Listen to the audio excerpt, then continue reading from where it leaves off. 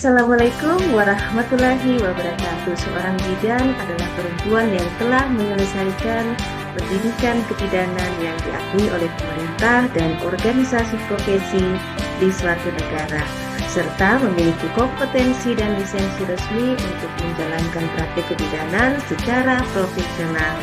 Dalam menjalankan kewajibannya, bidan harus berpedoman pada standar profesi bidan yang mencakup kompetensi mutu bidan, etika profesional, aspek legal, serta tanggung jawab klinis yang harus dipenuhi secara aman dan bertanggung jawab.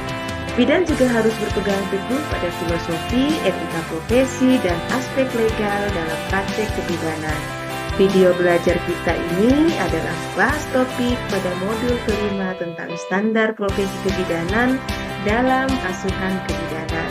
Agar lebih jelas dan kita dapat mencapai tujuan pembelajaran bersama, silahkan disimak video ini.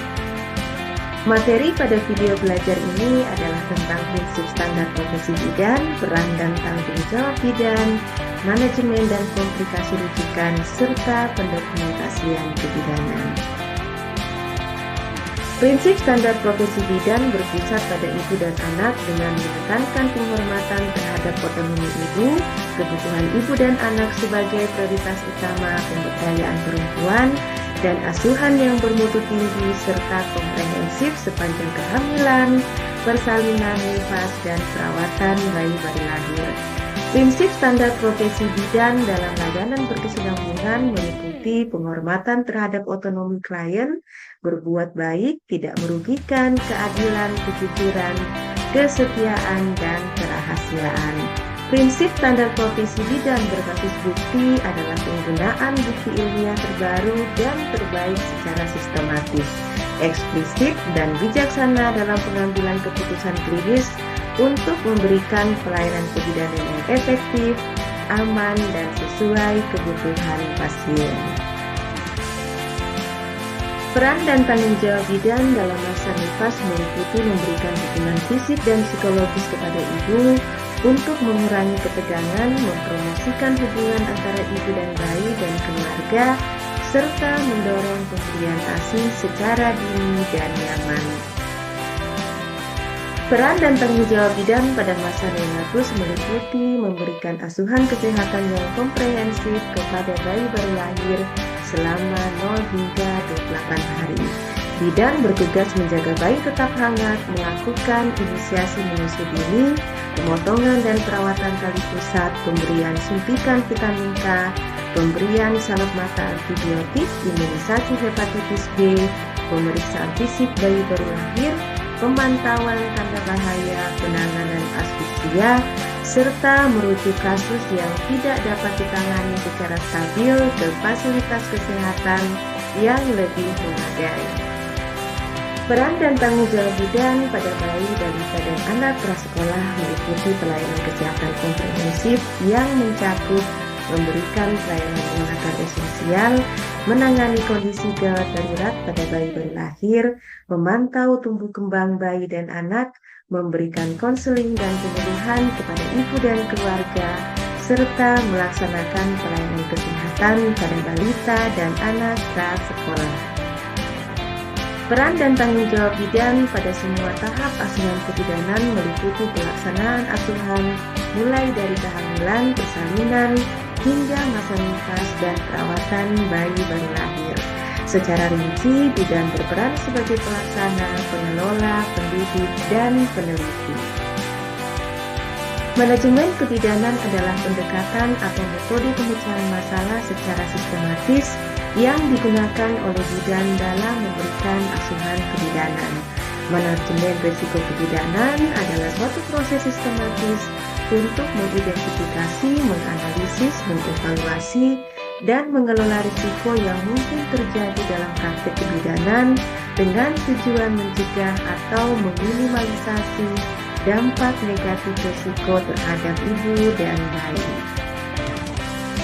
Langkah-langkah manajemen komplikasi dalam asuhan kebidanan secara umum mengikuti tahapan sistematis yang meliputi: pertama, pengumpulan data dan pengkajian secara menyeluruh terhadap kondisi ibu dan janin; Kedua, identifikasi masalah dan diagnosa kebidanan yang mencakup masalah potensial yang mungkin muncul serta komplikasi yang sudah terjadi. Ketiga, merencanakan tindakan antisipasi yang bersifat rasional dan logis. Keempat, melakukan tindakan segera, konsultasi dan kolaborasi dengan tenaga kesehatan lain. Kelima, pemantauan ketat dan evaluasi berkelanjutan.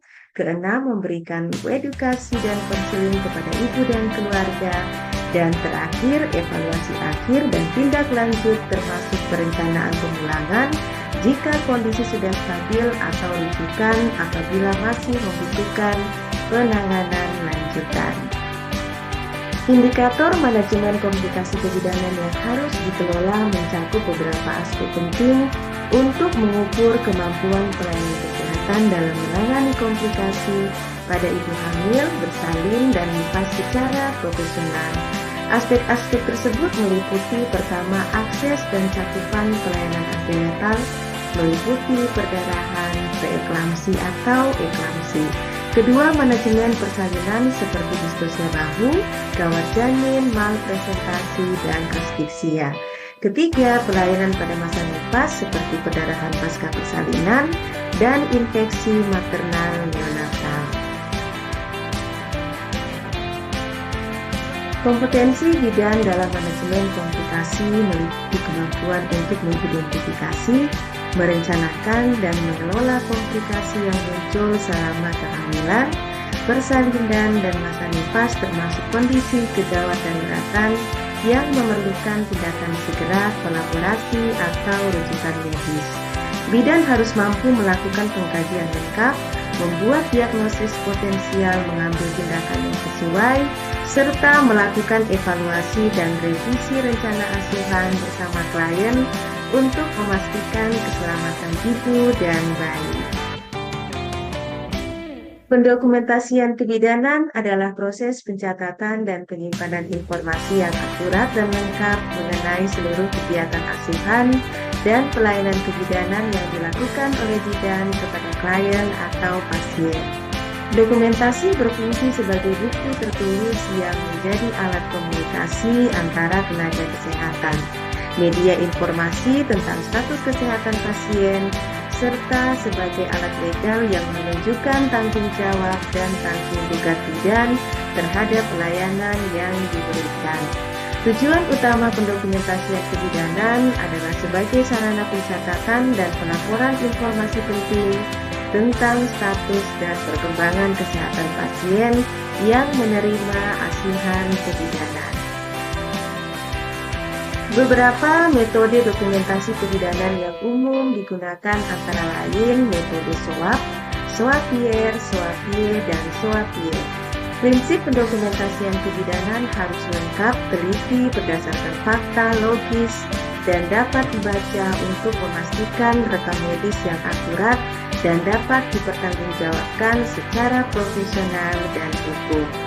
Evaluasi berkelanjutan dalam pendokumentasian kebidanan adalah proses penilaian secara terus-menerus terhadap hasil dan pelaksanaan asuhan kebidanan yang diberikan kepada klien.